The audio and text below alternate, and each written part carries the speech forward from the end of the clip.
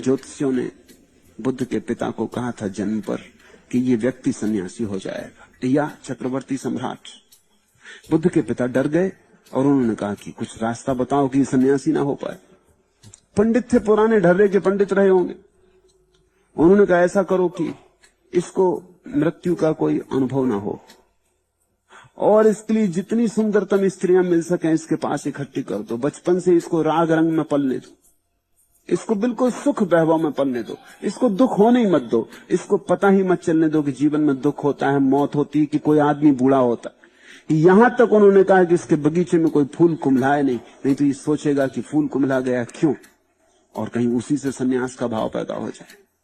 कोई पत्ता सूखा हुआ इसके बगीचे में ना बचे, इसको छिपा के रखो, इसलिए सुंदरतम महल बनवाओ। तो पिता ने वैसा ही किया, सुंदर महल बनवाए, अलग अलग ऋतुओं के लिए अलग अलग महल बनवाए, सारे राज्य की सुंदर युवतियां इकट्ठी कर दी। बुद्ध बचपन से ही बड़े सुख में पाले गए और वही सन्यास का कारण हो गए। उसी कारण संन्यास्त हुए, नहीं तो नहीं होते। अगर साधारण जीवन में गुजरे होते तो शायद न हो पाते, शायद और 2-4 जन्म लगते। मगर इतना घना सुख मिला और सुख न मिला। सुंदरतम स्त्रियां मिली और कुछ सौंदर्य का अनुभव न हुआ, जल्दी ही ऊब गए, वासना से गुजर गए, तेजी से गुजर गए। कुछ और रहा ना वासना में, सब देख लिया, देखने योग्य सब देख लिया, कुछ पाया नहीं।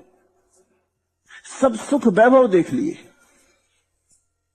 जल्दी ही जवान ही थे, तभी वैराग्य का उदय हुआ, तभी घर छोड़कर जंगल चले गए। अगर बुद्ध के पिता ने उन पंडितों से फिर पूछा होगा कि कहां भूल चूक हो गई, तो उन्होंने बताया होगा कि आप पूरी व्यवस्था नहीं कर पाए, ये रास्ते पे निकलता था, इसने एक बीमार आदमी देख लिया, ऐसी कहानी है ही।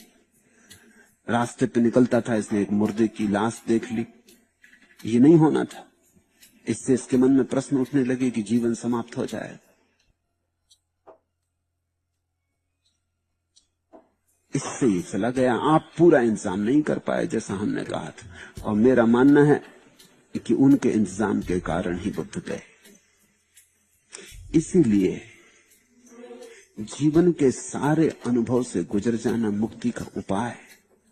बुद्ध के बुद्धत्व में उन पंडितों का बड़ा हाथ रहा, अनजाने।